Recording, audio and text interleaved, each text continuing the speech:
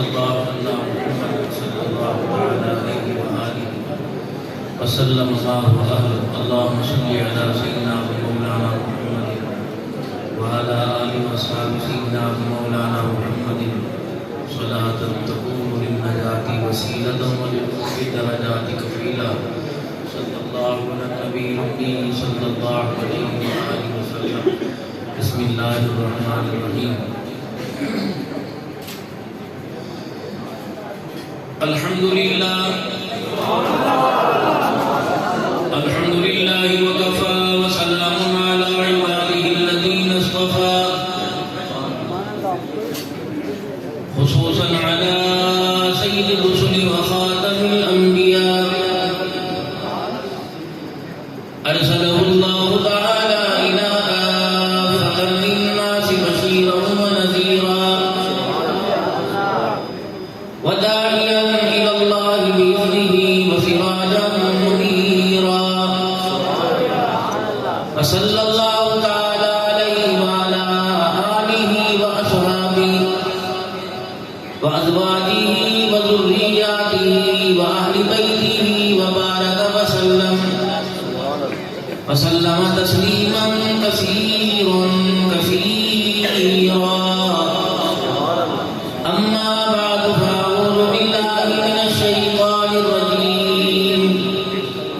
بسم الله الرحمن الرحيم.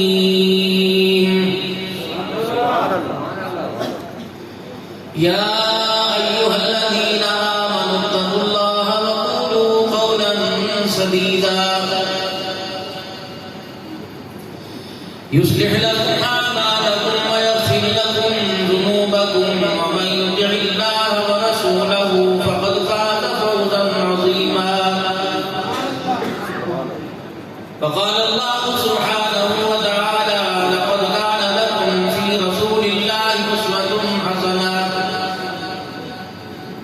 فقال الله سبحانه وتعالى: ربنا وابعث فيهم رسولا.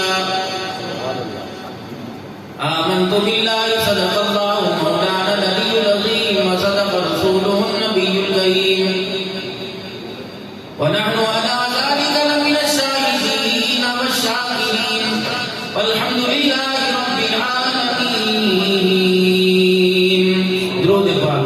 اللهم صل على محمد وعلى آل محمد كما صليت على إبراهيم وعلى آل إبراهيم إنك حميد مجيد.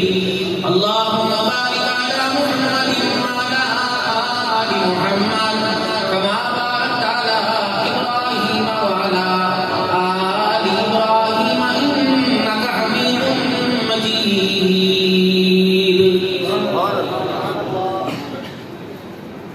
انتہائی واجب احترام بزرگوں، عزیز و دوستوں، تمام علماء کرام کے بیانات ہو چکے.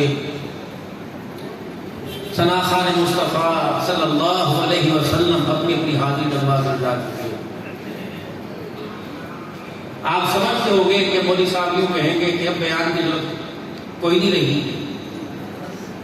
بھائی کیوں بیان کی ضرورت نہیں رہی؟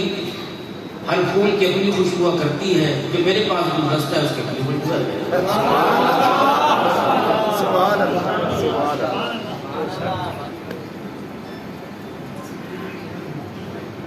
اصل تو میرے محترم دوستوں بزرگوں، دیگ کے اوپر پڑی ہوئی لوازمات، بادام، پستہ، کشمش، چھوارے، مربے کی سجاوٹ کو دیکھ کر اندر کچے چاول بھی انسان کھا جاتا ہے. یہ جتنے اکابرین اور خصوصاً شیخ الحدیث والتفسیر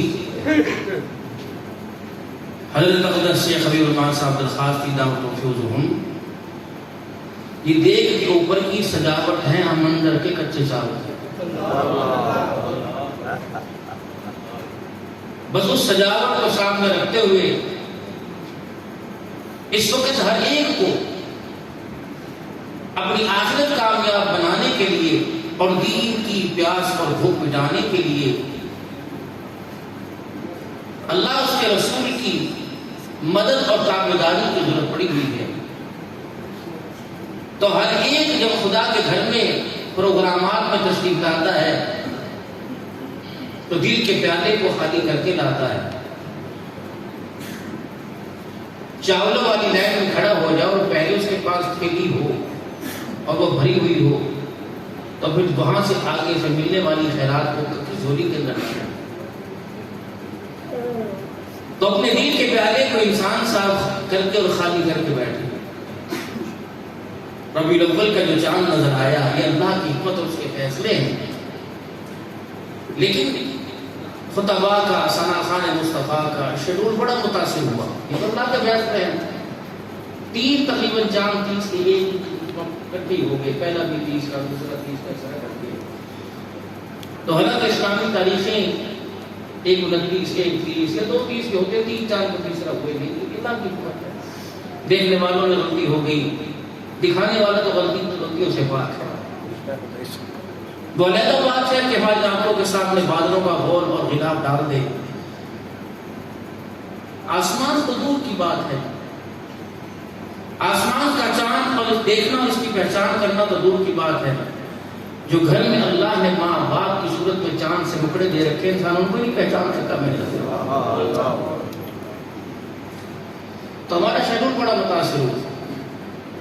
12 والے پروگرام 11 میں چلے گئے، 11 والے پروگرام 12 میں چلے گئے، 13 والے دوسرا. ارادہ یہ تھا کہ 12 بجے یہاں سے دعائیں لے کے جاؤں گا، صبح 10 بجے فن واقعی، پھر ظہر کے بعد دوبارہ ملتان، پھر رات ملتان، پھر اگلا سفر حیدرآباد کا. کیونکہ شیڈول جو ترتیب کے ساتھ تھا، کچھ مان کے کچھ نہیں مانے، کئیوں کی اشتہارات کی مجبوریاں. اور یہ آج کا بھی جلسہ کسی لائٹ لاٹ نہیں کہ میں 4 لاکھ روپے دے رہا ہوں، آپ بڑے سے بڑے خطیب کو بلائیے اور رحمۃ الرحمان. یہ مجھے پتا ہے کہ منتظمین جو جلسہ ہوتے ہیں ان کی اندر کی جو کیفیت ہوتی ہے وہ اس وقت تک اپنے معیار پر برقرار نہیں ہوتی جب تک جلسے کے اندر ہر آنے والا دعائیں دے کر ہنستا ہوا مسکراتا ہوا